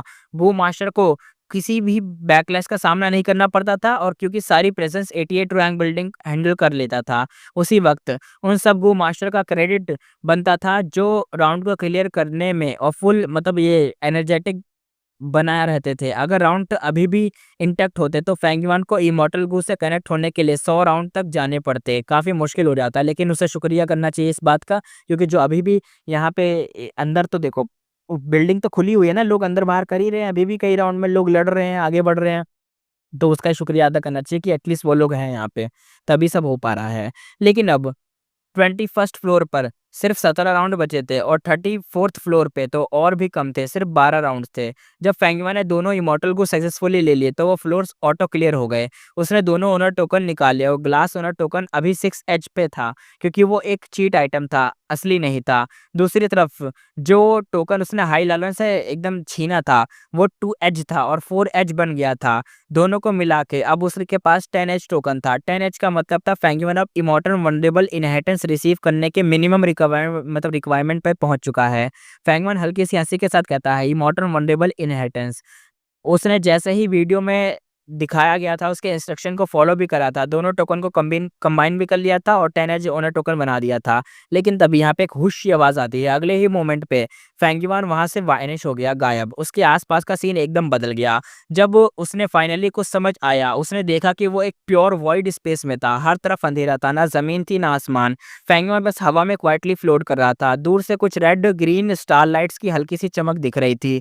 मोयाओ थोड़ा सा उदास और नरमी से कहती है, ये है 88 रैंक बिल्डिंग का रियल इनहेरिटेंस शेड्यूल्ड डोमेन। सोचो इतने सालों बाद मैं यहाँ वापस आई हूँ। पेंगुइन अंदर से एकदम चौंका था। वो कहता है, ओह पहले यहाँ तुम आ चुकी हो क्या? मोया थोड़ा एटीट्यूड के साथ कहती है, तब की बात छोड़ो। हाँ, तेरे लिए यहाँ आना लाइफ का सबसे बड़ा लक है। हाँ, अभी तू 10 एज पे है तो बस तुझे एक नॉर्मल ग्रेड का ट्रू इनहेरिटेंस मिलेगा, लेकिन इसका मतलब ये नहीं कि तू कुछ सीख नहीं सकता। तुझे जो चीज़ दिखेंगी वो तेरी दुनिया की ही बदल देंगी। तू एकदम हिल जाएगा। बेसिकली यहाँ पे कुछ ऐसी चीज़ें हैं जो तू सोच नहीं सकता है, एकदम हिल जाएगा, तेरा दिमाग एकदम फटफटा जाएगा, ऐसे मान के चल ले। एकदम, और तू भूल ही नहीं पाएगा ज़िंदगी में कभी, ऐसा।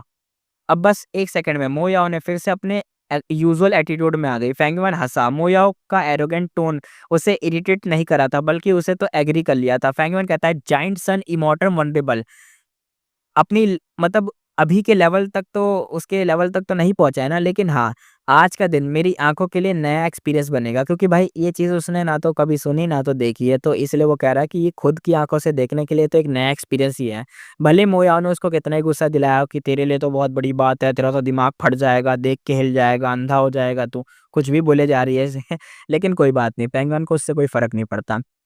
ये कहकर उसने हाथों से अपनी एकदम एक मोशन सा बहाया और आगे बढ़ने लगा। अपने पास्ट लाइफ का वीडियो इस स्पेस में काफ़ी स्किप कर गया था। सेंट्रल कॉन्टिनेंट के गो इमॉर्टल ने इस प्रोसेस पे हैवी इन्वेस्टमेंट किया था।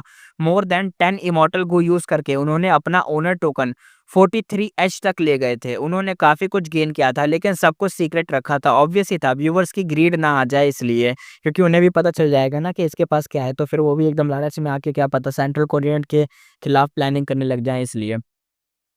पर भाई इस सीनरी ने फेंगयुआन को क्यूरियोसिटी और भी ज़्यादा बढ़ा दी थी जायंट सन के ट्रू इनहेरिटेंस के लिए।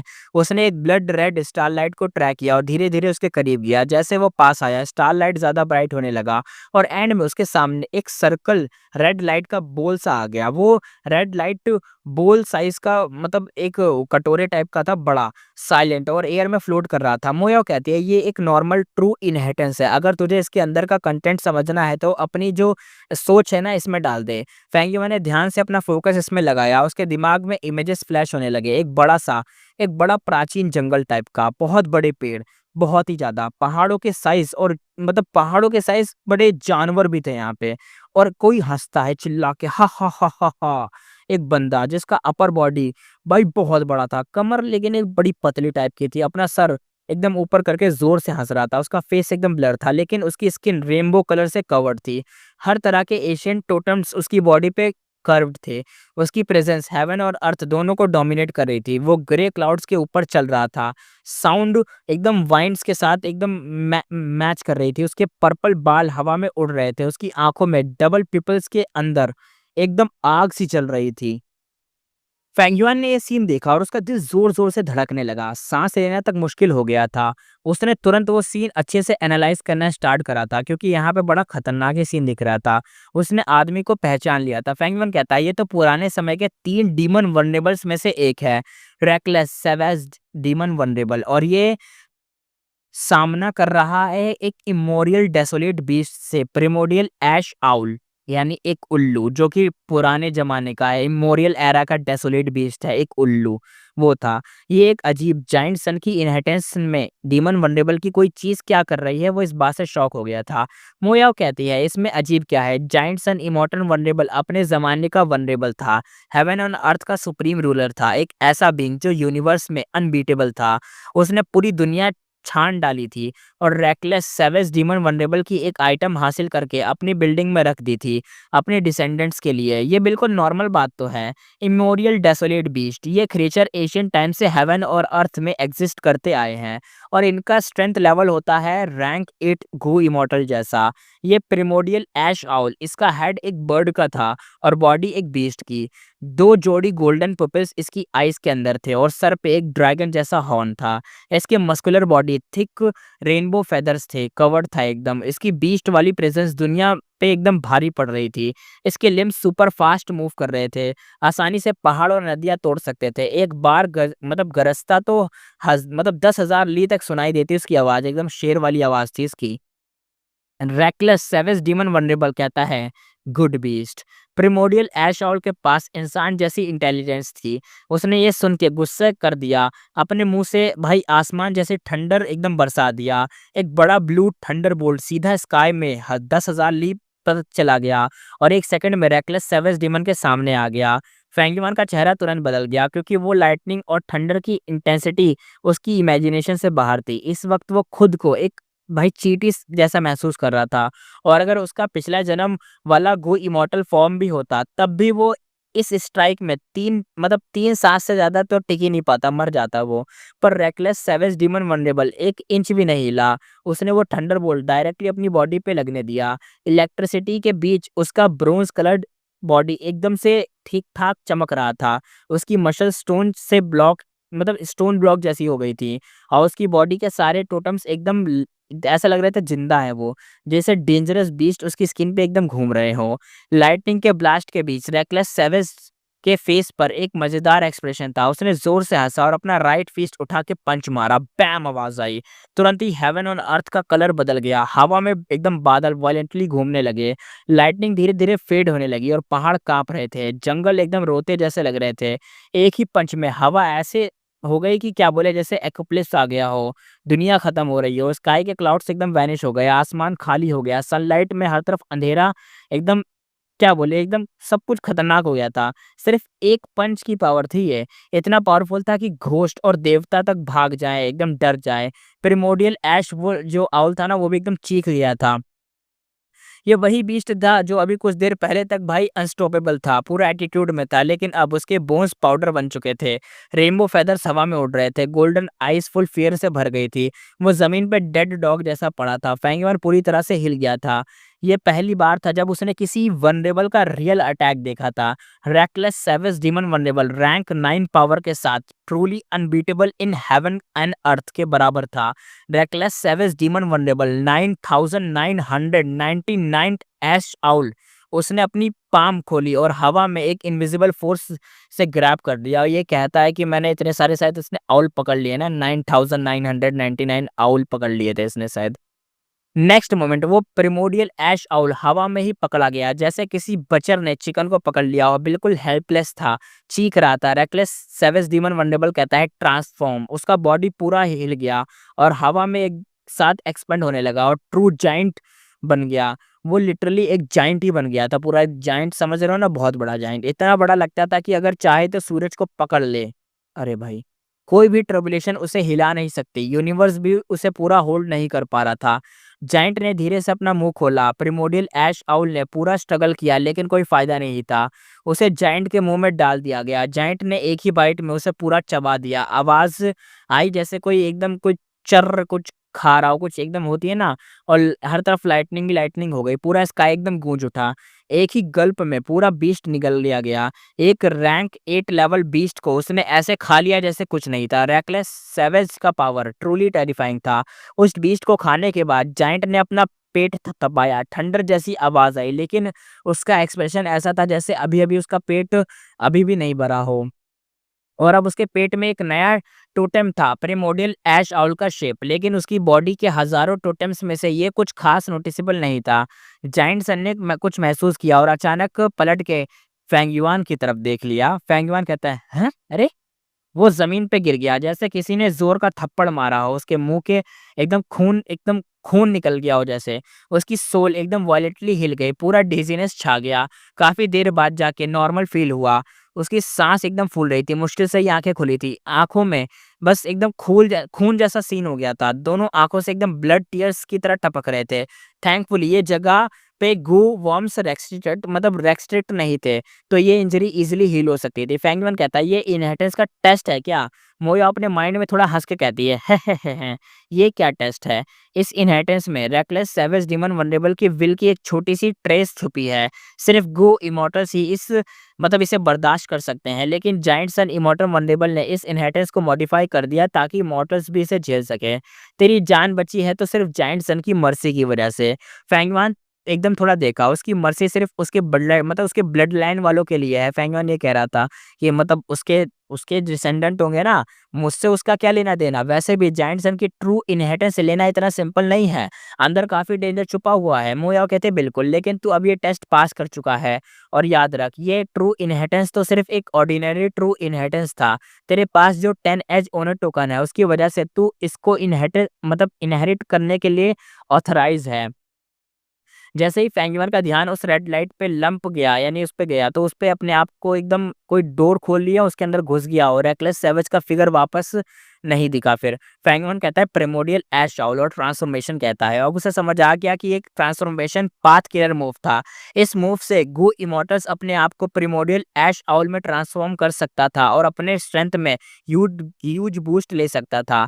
Reckless savage demon vulnerable strength path का फाउंडर था और लेकिन ट्रांसफॉर्मेशन पाथ का भी क्रिएटर था। उसकी स्ट्रेंथ हेवन और अर्थ को हिला सकती थी। वो 10 में से सबसे डेंजरस वनरेबल्स में से एक था, यानी 10 वनरेबल्स में से डेंजर में से एक आता था। वो हजारों फियर्स बीस्ट में से ट्रांसफॉर्म हो सकता था, सिर्फ एक ब्लड ड्रॉप से खुद को रिवाइव भी कर सकता था। फैंगमैन ने बिना हेजिटेट करे रेड लाइट लंप को छोड़ दिया और उसे फ्लाई करने दिया। चाहे ट्रू इनहेरिटेंस प्राइसलेस हो, लेकिन इस वक्त उसके काम का नहीं था। फैंगमैन बिल्कुल शांत था, उसके अंदर और भी ज्यादा एक्सपेक्टेशन थी। सोच के ही वो हैरान था कि जायंट सन की ट्रू इनहेरिटेंस में रेकलेस सेवेज डीमन वनरेबल से जुड़ी हुई चीज मिल रही है, वो भी सिर्फ एक नॉर्मल ग्रेड वाली। तो सोचो बाकी के जो ऑर्डिनरी इनहेरिटेंस में क्या होगा, और अगर बात आए तो अनपैरेलल ट्रू इनहेरिटेंस की, वो तो क्या ही लेवल की होगी। उसने अपने हाथ हिलाए और इस साइलेंट डार्क वॉइड को एक और एरिया की तरफ भाई भेज दिया।